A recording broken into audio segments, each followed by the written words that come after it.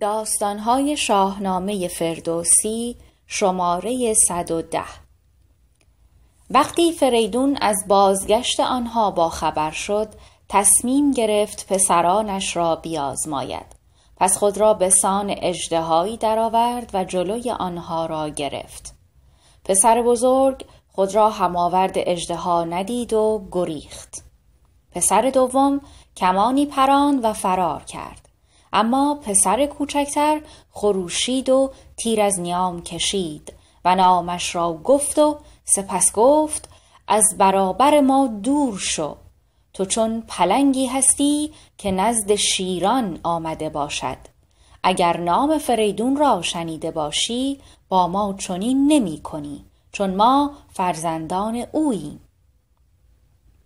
فریدون ناپدید شد و سپس پدروار به پیشواز پسران آمد. پسران کرنش نمودند و بوسه بر خاک دادند و پدر آنها را به کاخ برد و جایگاه ویژه داد و گفت: آن اژدهای خشمگین من بودم که خواستم شما را بیازمایم.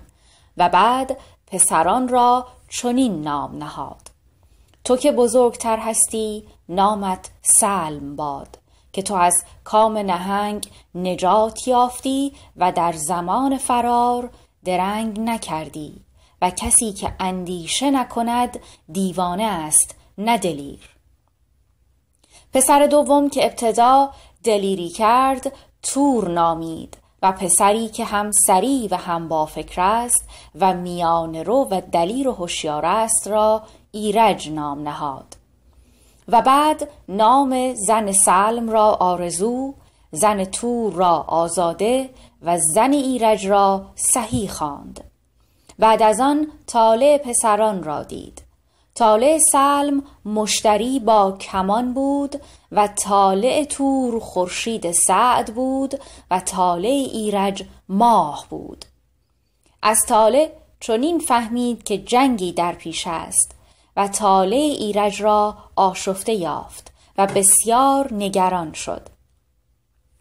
فریدون تصمیم گرفت کشور را بین پسران تقسیم کند. پس روم و خاور را به سلم داد و توران و چین را به تور داد و ایران و دشت سواران و نیزوران را به ایرج داد. و هر پسری به سمت کشور خود روان شد و ایرج هم نزد پدر ماند. نویسنده بانو فریناز جلالی، راوی داستان فریما قبا.